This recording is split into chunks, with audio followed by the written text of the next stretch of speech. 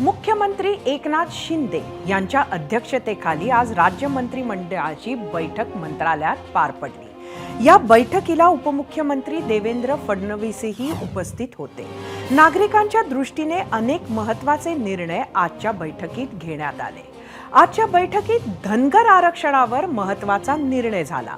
धनगर समाजाच्या उत्कर्षासाठी योजना प्रभावीपणे राबवण्यासाठी राज्य सरकार लवकरच शक्ती प्रदत्त समिती गठीत करणार आहे। राज्यात सध्या मराठा आणि ओबीसी आरक्षणावरून वाद रंगलेला असताना दुसरीकडे आरक्षणासाठी आक्रमक झालेल्या धनगर समाजाला खुश करण्याचा हा सरकारचा प्रयत्न। याशिवाय ओबीसींमध्ये सरसकट मराठ्यांना आरक्षण नको म्हणून आवाज उठवणारे मंत्री छगन भुजबळ आणि मुख्यमंत्री एकनाथ शिंदे आज बैठकीच्या निमित्तानं एकमेकांसमोर आले।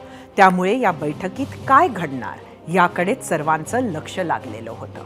मात्र बैठक संपल्यानंतर एकनाथ शिंदे आणि भुजबळांनी एकत्र येत सरकारमध्ये विसंवाद नसल्याचं दाखवण्याचा प्रयत्न सुद्धा केला। केवळ एवढंच नव्हे तर कॅबिनेट बैठक संपल्यानंतर मुख्यमंत्री एकनाथ शिंदेंनी मराठा आणि ओबीसी नेत्यांची बैठक घेतली। त्यांनी दोन्ही बाजू ऐकून यावेळी भुजबळांनी ओबीसी मधून मराठा कुणबी प्रमाणपत्र वाटपाबाबतही शंका मांडल्या, तर मराठा नेत्यांनी राज्यातील परिस्थिती कथन केली। बाजू ऐकून घेतल्यानंतर मुख्यमंत्री एकनाथ शिंदेंनी दोन्ही गटांना शांत राहण्याचं आवाहन केलं। तसंच महायुतीत विसंवाद असल्याचं चित्र बाहेर जनमानसात जाऊ नये यासाठी मंत्र्यांमध्ये समन्वय ठेवण्याचे आवाहन केले। इकडे मुंबईत मंत्रिमंडळ बैठकीत वातावरण तापलेलं असताना तिकडे पंढरपूरमध्ये देखील मराठा आरक्षणावरून गरमागरमी पाहायला मिळाली। दरवर्षीप्रमाणे कार्तिकी पूजेला उपमुख्यमंत्र्यांनी पूजा करण्याची प्रथा आहे। मात्र आजच्या मंदिर समितीच्या बैठकीत मराठा आंदोलकांनी घोषणाबाजी करत कोणत्याही उपमुख्यमंत्र्याला बोलावू नये अशी भूमिका घेतली। या विषयावरच आम्ही एक प्रश्न विचारला होता। तो प्रश्न पाहण्यासाठी जाऊया आपल्या पोल सेंटरवर। आजचा आपला दुसरा प्रश्न होता, मराठा आंदोलनामुळे कार्तिकी एकादशीच्या पूजेसाठी उपमुख्यमंत्र्यांना आमंत्रण न देणे हा निर्णय पटतो का? तुम्हाला तुमचं मत व्यक्त करायचं होतं होय किंवा नाही मध्ये। यावर्षी कार्तिकी एकादशीला पंढरपुरात विठुरायाची शासकीय महापूजा कोण करणार असा प्रश्न निर्माण झाला होता। संतापलेल्या मराठा आंदोलकांनी उपमुख्यमंत्र्यांना प्रवेशबंदी केली आहे। त्यामुळे कोणत्याच उपमुख्यमंत्र्यांना निमंत्रण न देण्याचा निर्णय मंदिर समितीनं घेतलाय। कार्तिकीला विठुरायाची महापूजा करणार कोण? मराठा समाजाची नाराजी, उपमुख्यमंत्र्यांना प्रवेशबंदी, उपमुख्यमंत्र्यांना निमंत्रण न देण्याचा मंदिर समितीचा निर्णय। आषाढी एकादशीची शासकीय महापूजा मुख्यमंत्र्यांच्या हस्ते तर कार्तिकी यात्रेची महापूजा उपमुख्यमंत्र्यांच्या हस्ते अशी राज्यातली अनेक वर्षांची प्रथा। मात्र मराठा आरक्षण मिळेपर्यंत उपमुख्यमंत्र्याला पूजा करू देणार नाही अशी भूमिका मराठा समाजाने घेतली आहे। त्यामुळे पेच निर्माण झालाय। मंदिर समितीच्या बैठकीत सकल मराठा समाजाच्या पदाधिकाऱ्यांनी जोरदार घोषणाबाजी केली। कोणताही मंत्री, आमदार, खासदाराला आरक्षण मिळेपर्यंत पंढरपुरात पाऊल ठेवू देणार नाही असा इशारा देण्यात आला।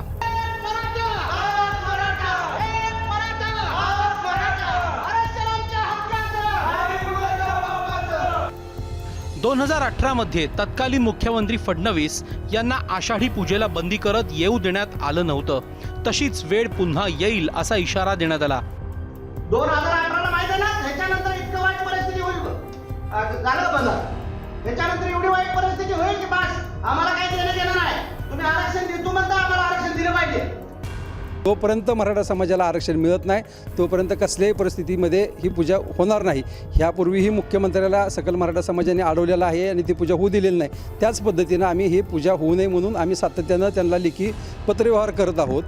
जरी ह्या मंदिर समितीने जर आता निमंत्रण दिलं तर ह्या उद्याच्याला जी काही घटना घडेल हिंसक, त्याला सर्वस्वी जबाबदार मंदिर समितीचे सदस्य, सहअध्यक्ष आणि पोलीस प्रशासन हे सर्व राहील. आमच्या समाजाला आरक्षणाचा अध्यादेश घेऊन यावं, आम्ही त्यांचं, त्या मंत्र्याचं, त्या आमदाराचं ज्याच्या हस्ते तुम्ही पूजा करताल त्याचं आम्ही फुलं टाकून स्वागत करू. आमचं आरक्षण मिळेपर्यंत जी आम्ही बंदी पुकारलेली आहे त्या अनुषंगानं कुठल्याही मंत्र्यानं, आमदारानं किंवा पालकमंत्र्यांनी करू नये.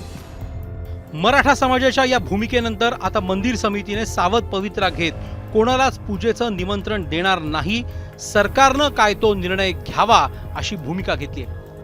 मराठा समाज आज येऊन निवेदन देऊन गेलेला आहे की यावेळेस किंवा याचा संपूर्ण निकाल होईपर्यंत पंढरी क्षेत्रामध्ये आम्ही कुठल्याही मंत्र्याला व पुढाऱ्याला आम्ही येऊ देणार नाही.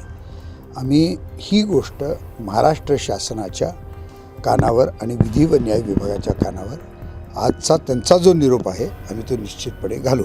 याआधी राज्यात 2 उपमुख्यमंत्री असल्याने कार्तिकीची पूजा करणार कोण असा प्रश्न होता.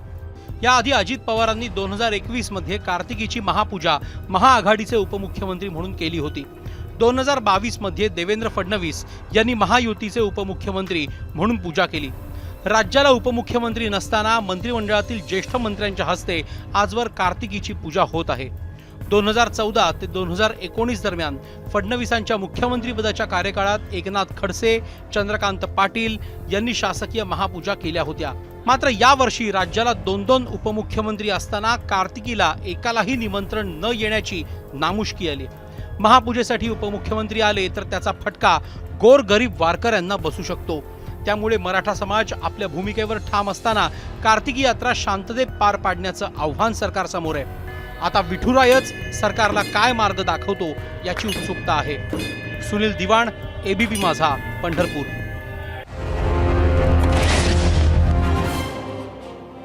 कार्तिकी एकादशीला श्री विठ्ठल आणि रुक्मिणी मातेची शासकीय महापूजा उपमुख्यमंत्र्यांच्या हस्ते करण्याची परंपरा आहे. पण आताच्या सरकारमध्ये उपमुख्यमंत्री देवेंद्र फडणवीस आणि उपमुख्यमंत्री अजित पवार असे 2 उपमुख्यमंत्री असल्यानं आमंत्रण कुणाला द्यावे या पेचात मंदिर समिती सापडली होती.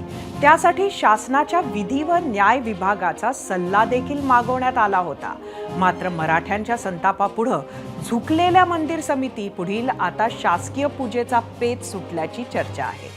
मनोज जरांगे पाटील यांनी सरकारला मुदत दिलेली असली तरी आम्ही पंढरपूरमध्ये मंत्री, आमदार, खासदार यांची बंदी उठवलेली नाही.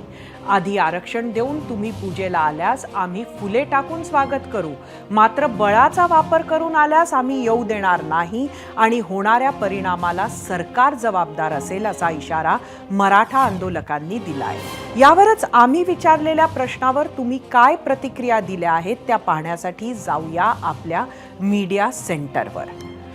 आजचा आपला प्रश्न होता,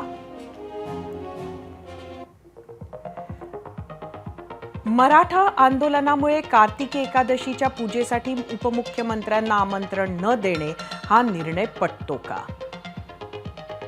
यावर पहिली प्रतिक्रिया आपण बघूया एक्सवरची सिद्धार्थ यांची. देवस्थानांनी राजकारणापासून स्वतःला दूर ठेवावे, उपमुख्यमंत्र्यांना निमंत्रण न देणे हा चुकीचा पायंडा आहे. राज्याच्या प्रमुखांना आदरानं बोलवावे. एक्सवरून दत्तात्रय कोरडे, एकदम झकास निर्णय. एक्सवरूनच कल्याण वराड मारे, यापुढे कोणत्याही मंदिरात राजकीय नेत्याच्या हस्ते पूजा केली जाऊ नये. यूट्यूबवरून विशाल गायकवाड, मनात भक्ती असेल तर आमंत्रणाची वाट पाहू नका. यूट्यूबवरून रत्नाकर, एखाद्या संघटनेला घाबरून निर्णय घेणे चुकीचे आहे. फेसबुकवरून अमोल शिंगटे, अतिशय योग्य निर्णय. फेसबुकवरून माणिक पाटील, महाराष्ट्रातील जनतेला निर्णय पटतोय, एका वारकऱ्याला महापूजेची संधी द्यावी. फेसबुकवरून अप्पासाहेब परसराम जाधव, मराठा समाजाचा आरक्षणासाठी संघर्ष सुरू आहे, अशा परिस्थितीत राजकीय नेत्यांच्या हस्ते महापूजा नकोच. इंस्टाग्रामवरून स्वप्नील पाटील, या राजकारणी लोकांना आरतीचा मान देण्यापेक्षा जरांगे पाटलांना द्या.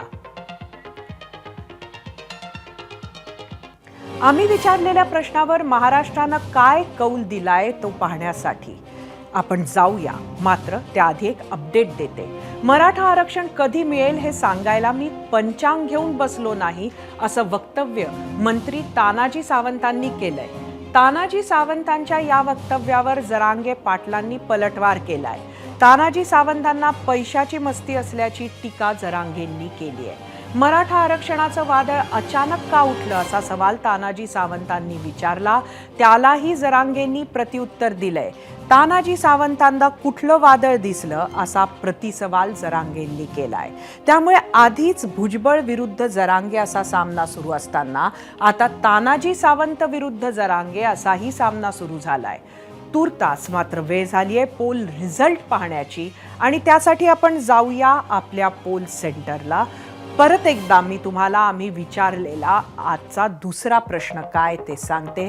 मराठा आंदोलनामुळे कार्तिकी एकादशीच्या पूजेसाठी उपमुख्यमंत्र्यांना आमंत्रण न देणे हा निर्णय पटतो का? एकूण 10,000 मतं यूट्यूबवर. 77% होय म्हटलंय, 23% नाही. इंस्टाग्रामवर एकूण 4,500 मतं.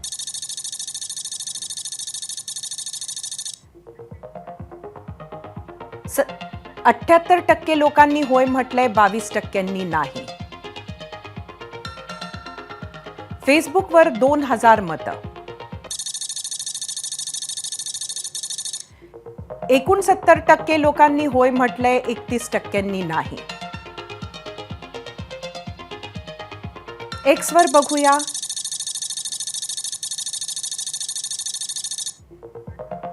%65% लोकांनी होय म्हटलंय, 35% नाही. लोकशाहीत वादविवाद होत राहणार, मतमतांतर होत राहणार, मतभेद होत राहणार. आपल्या हक्कासाठी आंदोलन करणं, नेत्यांना गावबंदी करणं इथपर्यंत सुद्धा रोष आपण एक वेळ समजून घेऊ शकतो. पण जो सर्वांचा देव त्या सावळ्या विठ्ठलाच्या मंदिरात जाण्यापासून, त्याची पूजा करण्यापासून रोखणं, तेही अशा वेळी जेव्हा मनोज जरांगे यांनी आपलं उपोषण मागे घेतलंय.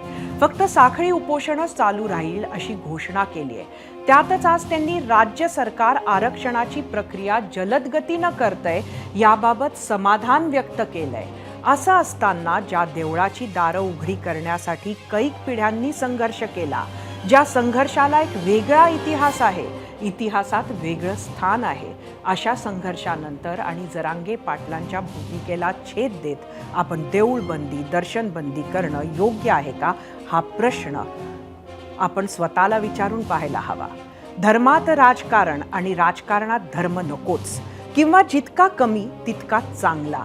सरकारवर नाराजी, रोष जरूर व्यक्त करा, पण त्यापासून देवाधर्माची ठिकाणं, त्यातही विठ्ठलाचं मंदिर तरी दूर ठेवावं अशी अपेक्षा केली तर ती चुकीची ठरेल का?